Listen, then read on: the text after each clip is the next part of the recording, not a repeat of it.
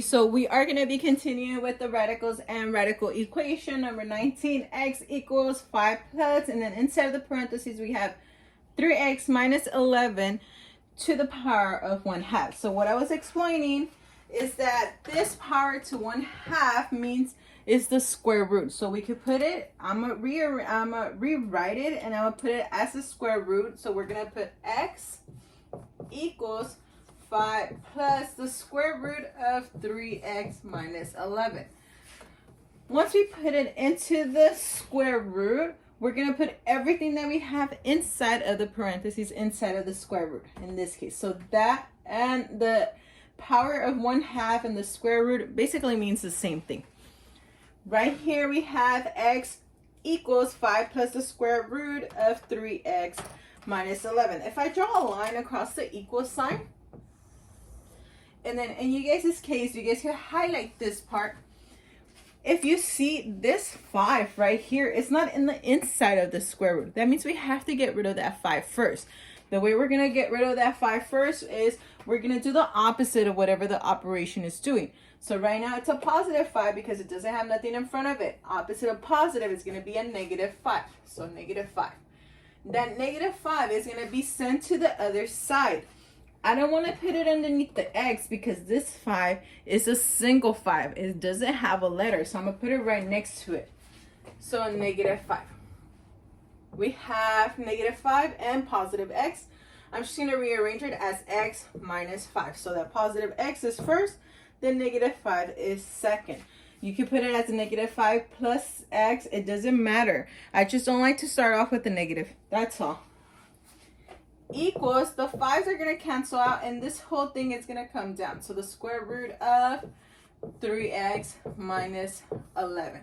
So we already have step number 1. We want to have the square root, the radical by itself on one side. The second step is going to be to square both sides. So we're going to square both sides right here. These two are going to cancel out, and you're left with the 3x minus 1.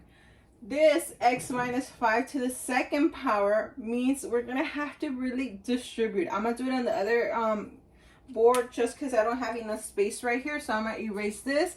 After we have it, we're going to work as if it was a regular equation.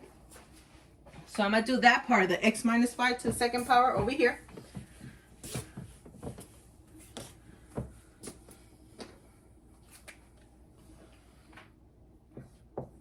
X minus 5 to the second power is the same thing as saying x minus 5 times x minus 5. So remember, we're multiplying it by itself. So this x, the first x, we're going to distribute. We're going to multiply to everything that we have on the other parentheses. So this one goes with that one and then with that one. X times x is x squared. And then x times negative 5 will be negative 5x. Once we multiply that x to everything on the other side right here, we could cancel it out. Then we move on to the negative 5. This negative 5 is going to be multiplied times the x and times the negative 5. So negative 5 times x is negative 5x. Negative 5 times negative 5. So a negative times a negative is a positive. 5 times 5 will be 25. From there, we're going to be collecting like terms. Remember, like terms, they have to have the same letter with the same exponent. In this case, we have the x squared. We don't have another x squared, so that one's going to be just drop down. X squared, negative 5x, and negative 5x, both of them are negative, so we're going to add them. It's like if we owe $5 to one person, to another person, we owe them another 5. So all together, we're going to owe a total of $10. We owe, so it's a negative 10x plus 25. So this x squared minus 10x plus 25, we're going to replace it for the x minus 5 to the second power on our problem. So let me come back over here. We have x squared minus 10x plus 25.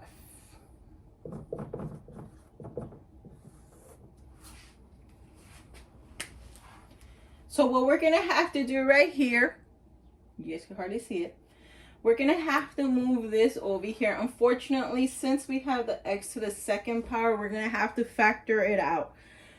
I don't know if some of you know it, some of you don't, how to factor out, but I'll show you right now. So first thing that we're going to do is, in order for us to factor it out, it has to be equal to 0. So we're going to move this 3x minus 11 to the other side. We're going to put, instead of a positive 3x, we're going to do the opposite, which is a negative 3x. I'm going to put this negative 3x underneath where we have the x by itself. So right here, negative 3x. The 3's are going to cancel out. Everything that we didn't touch is just going to come down. The 25 will also come down, and the x squared will also come down.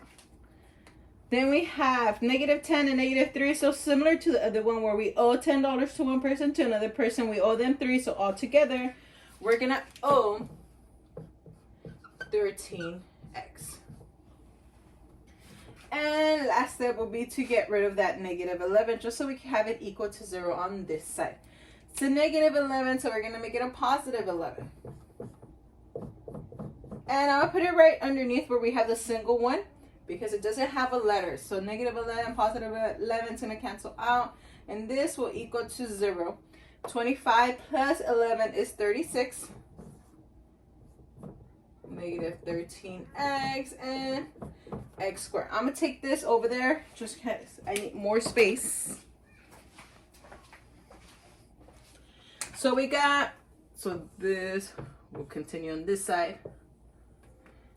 We got x squared minus 13x plus 36 equals to 0. In order for us to factor out, we need to know what times what gives us 36. Then when we add it, gives us 13. So that's how we're going to do it. 36 is going to be 6 times 6. So basically we're doing the trees.